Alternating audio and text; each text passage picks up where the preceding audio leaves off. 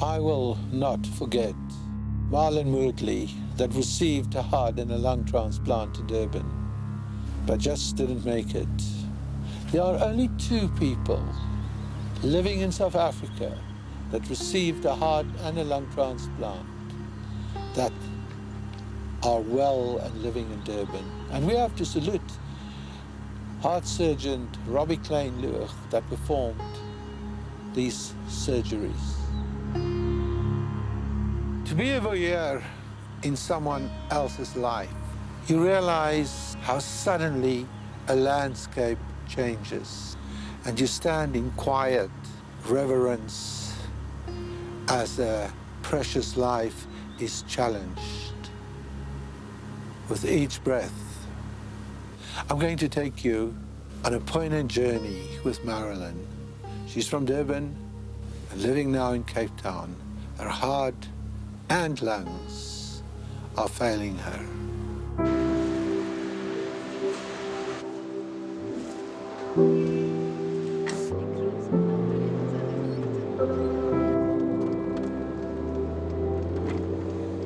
As a couple, between the 2 of us, we are very strong. And we fight together throughout. There's times where, till now, his parents don't want to accept it, my mom. Everybody is afraid. And he holds my hand through everything. And even like now, when they said to me, you need to start transplant workup and, there's a risk, when the doctor spoke with him, I sat behind the curtain and he didn't know I was looking at him. And he had just tears. It was the first time I saw him like that. And I don't want my family to sit and cry if I go for the transplant and things don't work out. I want them to know I've lived my life and I've enjoyed it. I'm not afraid, they shouldn't be. And with my husband, Dr. Kalagaro asked him, but Rampersad, how do you feel? And he says, I just didn't think it would be this soon.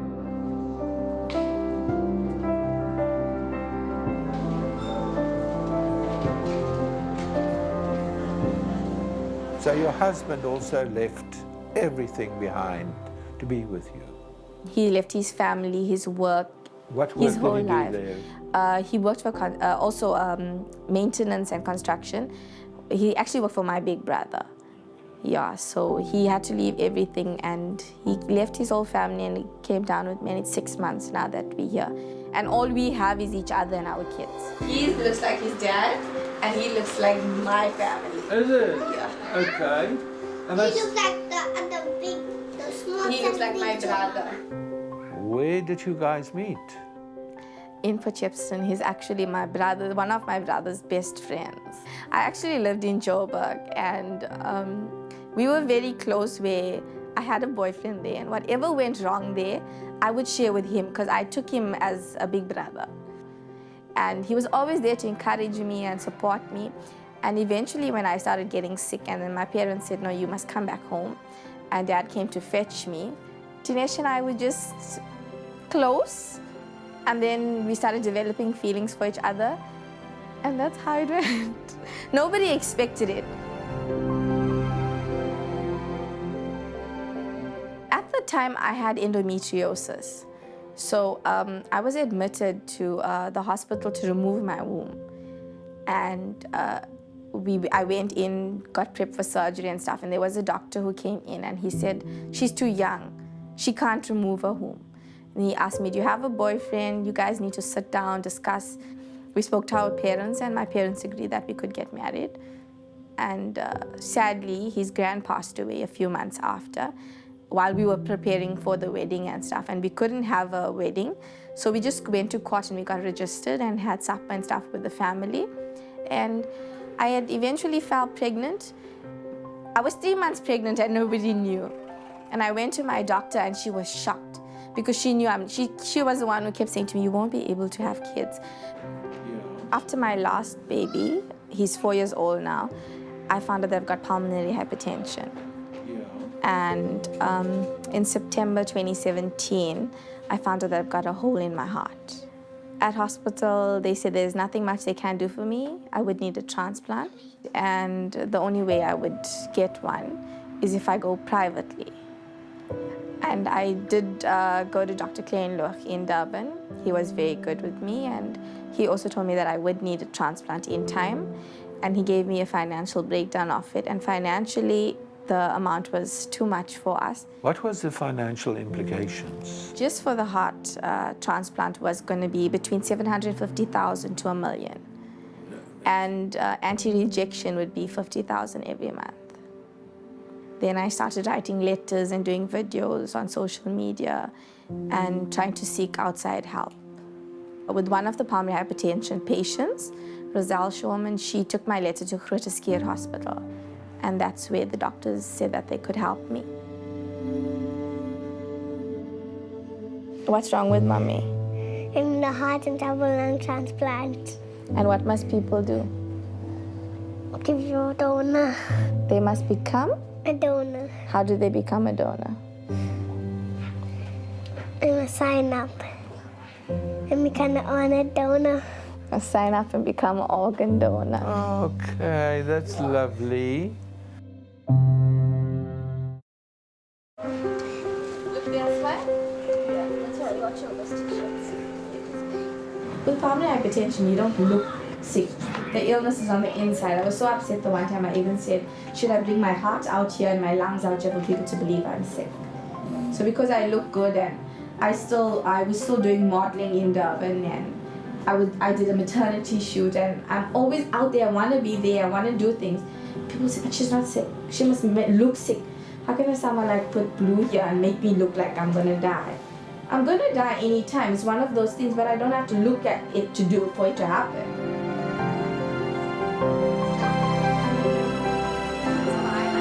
They said I've had this hole in my heart from the time I was born. So it's 30 years, and all the doctors, everybody's like shocked, and I've also got kids.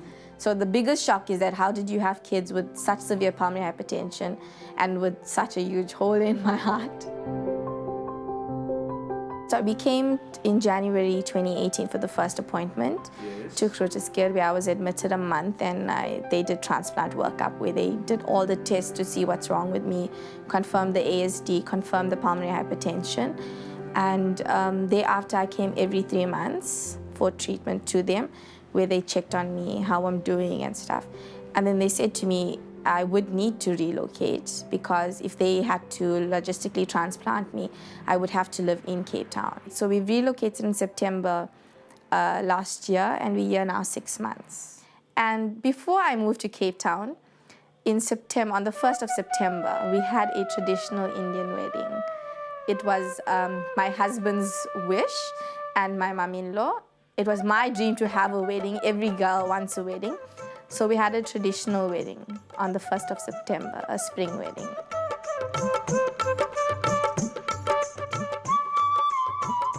Because of my situation, my community in Potchefstroom, where I'm from, it's a very small community, and everybody flocked together to assist me. Believe it or not, the only thing I paid for my wedding was my outfit, was our clothes. Everything else, the community came together, the families, everybody came together and did everything for me. I felt like a princess.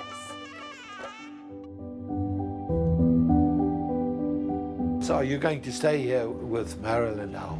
And to give her and the children and the husband support. Oh, that's wonderful. Because she's all alone here in Cape Town, and she's got no family. From a mother's perspective, you know, it's quite difficult when it's her only baby girl that is not well. The whole family is here. They all came from Durban. As an uncle, I know my brother is not well, so I thought I'll have to be at her side, especially now. It's hard times for the family. Yes. You know. Because we don't know when again we'll come around, so we'll come here and spend a few days, spend as much time with her before she goes for treatment. We pray for her and hope everything goes well, and we support and stand by her always. So you went up to Table Mountain yesterday. How was that? Well, it was thanks to my uncle and auntie who came and made that dream come true. 2 weeks ago, when I was sitting at the cardiologist, and she said to me, I asked if I could fly because my brother-in-law isn't well in Johannesburg, and I really want to see him. Then she said to me, you can't fly, you can drive, you can take a train, or you could take the bus. And they know I'm very adventurous, I'm very outspoken, I'm a go-getter. And she says, don't even think of Table Mountain. And I looked at her and I smiled and I laughed and I said, we'll see. So my uncle and them came and they decided we're gonna go. Mommy was very scared the whole time with tears in her eyes, like, what in case something happens? But we went up and I walked around the mountain. I enjoyed every minute of it. Breathing fresh air, pain-free. I felt there was no pollution. I stood up there and that pure oxygen, I enjoyed it and I made it, I did it.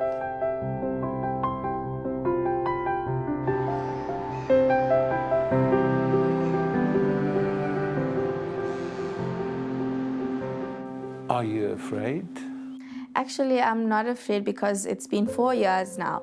And when I initially researched pulmonary hypertension, at the time I didn't know I had a congenital heart defect. So at that time I researched and I accepted everything because they did say, like with the research, that you'd need a lung transplant. So I was prepared for that only. And then when I was told about the congenital heart disease and the defect that I would also need a heart transplant, and that did make me a bit afraid because obviously I'm only human. Apparently the transplant just buys you time. Somebody must die for you to live. How do you feel about that? At the one side of me, the little person in the head said, you're being cruel. Somebody has to die for you to live. And then it was me who thought, look at my kids, look at my family, look at my husband, my parents. I want to live. That person that has signed up, knowingly why he or she signed up, it's to help somebody else. So I felt I'm not stealing that life from you. You are giving it to me. Are you afraid of death? Not. Why not? I know I'd be at peace. Living in this wicked world, I'm suffering more. Even without my illness, the poverty, South Africa itself. I mean, there's so much that's not right. With death, at least I'd be at peace. They said I won't make it to 30.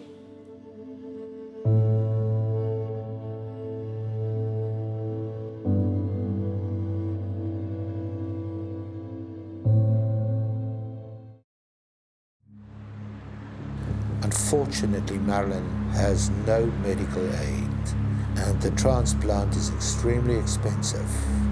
There are no other options.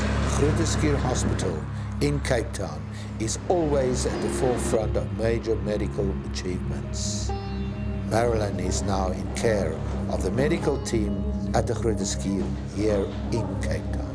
So you're on the heart and lung transplant list now. They haven't activated me yet. Why not?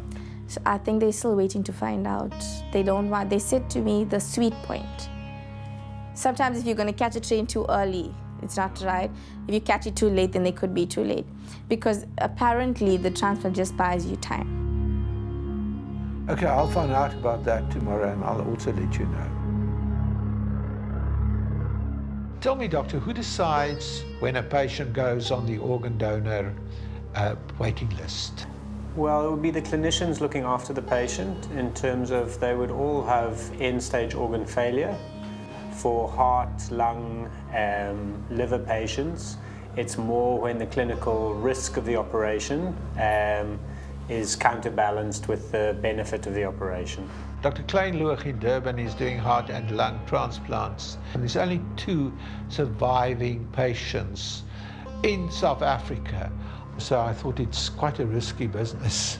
Yeah, I mean, you don't want to overcomplicate these operations. I think if you've been given from a deceased donor family who've given you this gift, I think it's the responsibility of the clinicians to use it as wisely and as best as possible. So the criteria to go onto the waiting list would be based on clinical need with an end organ that has failed and the patient stands to benefit from a transplant.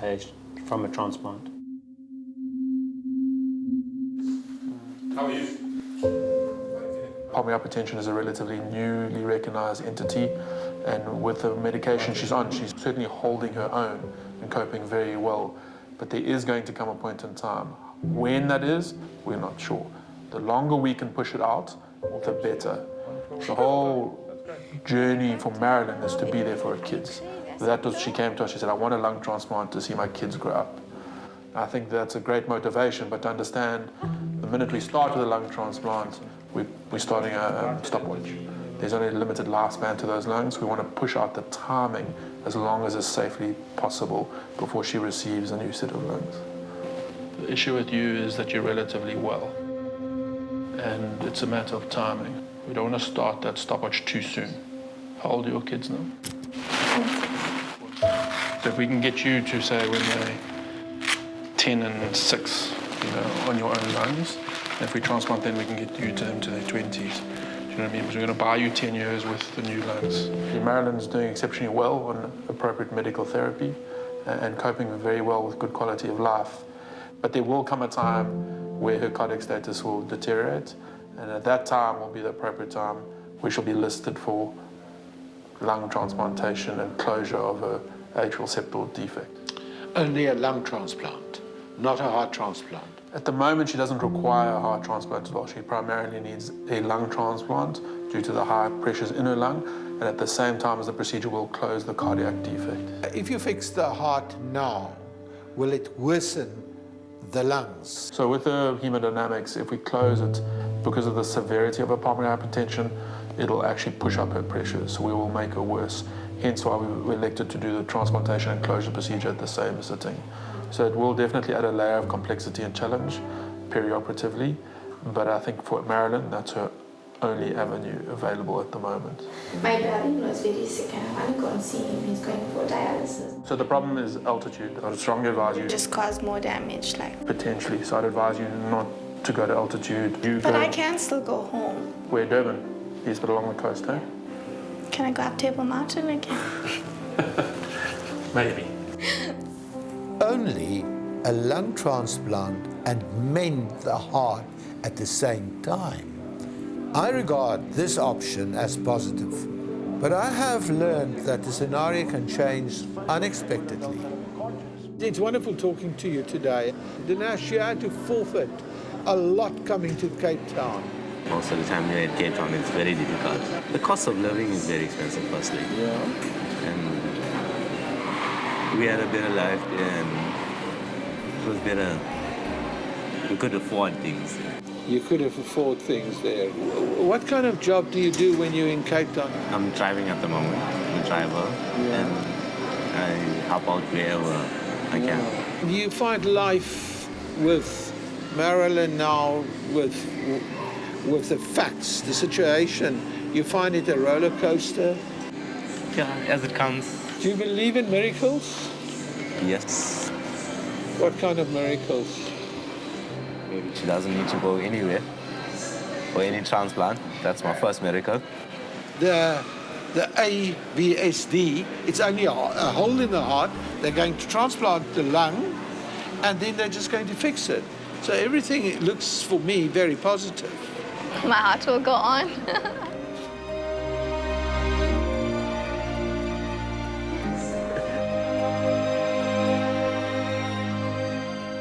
What is that tattoo on your arm? I actually have to still complete it. This is faith.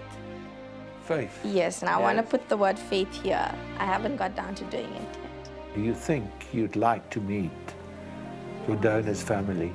I want to hold that heart and those lungs, not with gloves on. I want to feel them. I want to know, I want to face that demon that I had to live with for 30 years.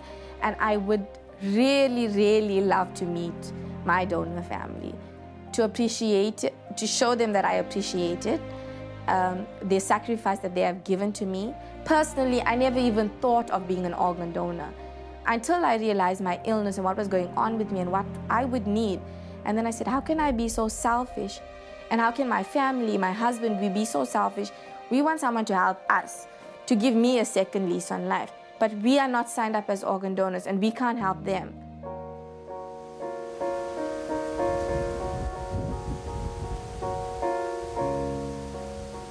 Marilyn is not well.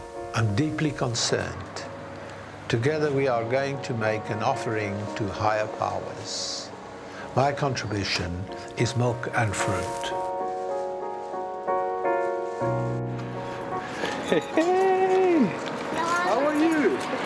Look how beautiful you look. You want to do a veneration, so I have to change. Yes, thank you. This blue is good. You haven't feel well lately. Yeah, about 3 weeks back I picked up a lung infection. And that is something that you should not pick up, I suppose. Yes, not at all. And then, what happened then? Well, I left it thinking it would just go away. Yeah. But then I didn't realize I didn't have my vaccinations either. So with the cold, and it's our first winter here in Cape Town, the flu was going around also. And then after 2 weeks it got worse. And I realized, no, I have to do something about it. Then I called doctor and I went to see him, and then they put me on some antibiotics and gave me my vaccinations and stuff. And I'm on medication now. And how do you feel? Okay, I get a bit tired. I'm on my oxygen again. So, but I'm all right otherwise. That's good. Still fighting, yes. I want to pray for Marilyn. And I want to pray that she is going to be well one day, soon.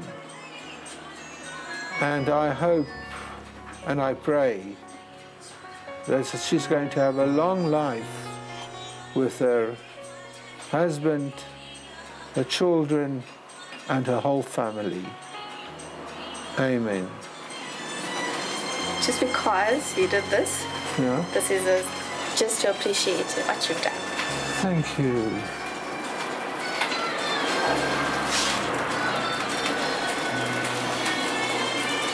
These days, I just feel like praying all the time for everybody, and especially for you, you know. Thank you. I want you to be well, you know. And it's such a privilege to be here, to stand here.